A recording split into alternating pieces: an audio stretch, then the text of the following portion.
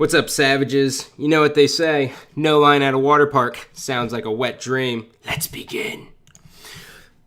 Ladies and gentlemen, welcome to Gandhi's Thoughts, brought to you by My Nutrition. I am Gandhi, and I just forgot how I intro my show. But you know what? I think that's the most genuine thing in the world to do, so I'm just going to run with it. So, anyways, today I have two things I want to talk about. Actually, four things. One, this is the world's ugliest couch. Two, I started True Detective this weekend. Holy tits, it's amazing. Definitely watch it. Woody Harrelson, Matthew McConaughey, they go just perfect together. It's great acting.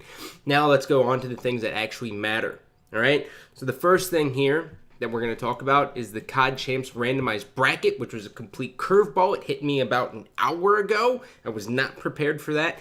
And potentially the death of coaches. Now, right away, we're going to start off with the randomized bracket. So I always do prediction shows right before an event. I always do. That's like my thing. I love it the best. And now it's kind of taken away from me with the format, but I can still do the pool play, so we'll still be able to do that. Now, how this works is there is 8 pools of 4 teams going into COD Champs. The top 2 from those pools advance into the double elimination bracket into competing for the money. Okay, everyone follows that. Everyone's with that. It's cool. Now, the number 1 seed in the pool is the number 1 seed. But he's also a number 1 seed with everyone else in the other pools. Whereas instead of, so other events with pool play would basically take like overall win-loss record. So how many maps a team lost to won to loss, right? So let's say Complexity won 9 maps and Optic Gaming in their pool won 10. Optic would have the number 1 seed over Complexity. Well, that is not what is happening here at all at COD Champs. Instead, what's happening is the top seed from each individual pool gets then put into basically a category of all the 1 seeds. So there's going to be 8 number 1 seeds. That pool gets randomly generated, and they get their seed that way.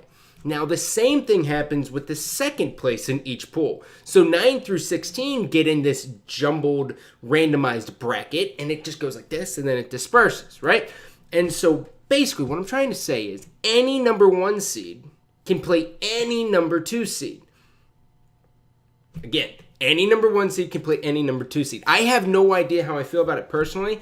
When I think about it, I think it's kind of cool. MLG tested something like this way back in the day with 2008 and Halo 3, which kind of always just kind of fucked my team because I was competing for 8th and I always had to play straight ripping. But hey, whatever, we'll worry about it later. Because straight ripping was good back then. T2 still sucks anyways, moving forward. So, it's going to be a little bit interesting. But basically what you're looking at here is pools 7 and 8, or I guess G and H, which has Xfinity, TCM, Optic Gaming, and Epsilon. Okay, Epsilon and TCM will either end up being a 1 seed or a 2 seed, assuming all goes according to plan. For all of you Optic Gaming and Xfinity fans out there, because God knows I've seen so many freaking avatars of I support Mud Dog, which kills me. Mud Dog's just about one of the funniest dudes in the world.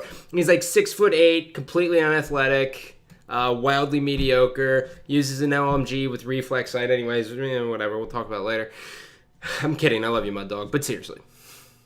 Now, what that means for those fans is that you do not want Optic Gaming or Xfinity to take second place in their pool because they could round 1 play SB. They could round 1 play Complexity or TK. Now, granted, everyone's going into, COD Champs with the mentality of I'm fucking winning, right? Maybe not, like the South Korean teams or the Korean teams, but it's whatever. Everyone is going in with that mentality that's saying, I am going to win this event. You don't want to come out of pool play, losing a series versus Epsilon or TCM, and say, okay, we got it. And then in the morning, we randomize the brackets, or Activision randomizes the brackets, and then you see Xfinity taking on SB, right? That's oh, God in heaven, right? That's a nightmare.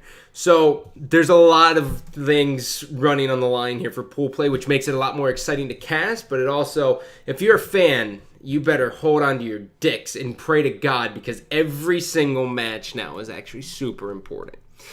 And now let's talk about the big thing here. So obviously at COD Champs, everyone knows there's no coaches here. There's no coaches. Screw coaches, right? Well, not necessarily that way, but, Activision released that, and it seems as though MLG is going to be following that same pattern. In the rules, and I have them right here on my phone. I should have screen captured this, but it's okay. It's not rude at all that I'm pulling up my phone and looking straight down.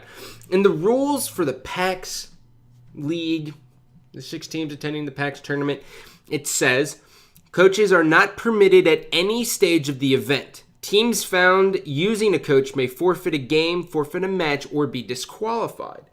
Now, it's a little bit interesting to see that MLG, who basically created coaches, are now going away completely from coaches. Which, to me, I felt like we were finally getting past that hump of where, guys would just grab girls to coach, or their buddies who just want to come and get drunk, or like an amateur who just kind of wants to like hang out and stuff. I thought we were finally getting past that part, and we were starting to get actual coaches who did actual work and contributed a lot to the team. I thought we were there. I thought we, in another season or two, we would have had actual coaches doing actual jobs, but I guess we won't see. To me personally, I guess I get it, but I don't get it. So I guess what I'm trying to say is I don't fully understand. So I don't get it. I don't get it is what that's the only thing I could think of is if they keep going. I don't know. The only thing that makes sense to me to get rid of coaches completely is if Activision just doesn't want them, which then MLG's hands are forced. But there's only 2 options, right? Like if they were bringing teams out to their events and paying for their flight, I would say, okay, I understand them not wanting to pay for that 5th person. I get that. Or if the soundproof booths were smaller and they didn't want people to look cramped in the soundproof booth. That's the only logical thing I can think of as to why. Unless they're just completely fed up with it. I think, for me, it really took me off guard, but hey, I want everyone else's feedback on this. Is the death of coaches a good thing for Call of Duty esports and all of FPS esports?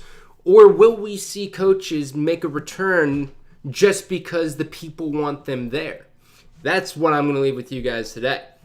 Other than that, I love you, but I don't love you. Also, the Red Wedding can kiss my dick. Fuck you, George R.R. Martin, for doing what you did to that wolf, and fuck you for doing everything else. I will not give any spoilers, but fuck you. You are a bad person, and I hope you burn in hell. I'm kidding. I love you, but I don't love you. Take it easy.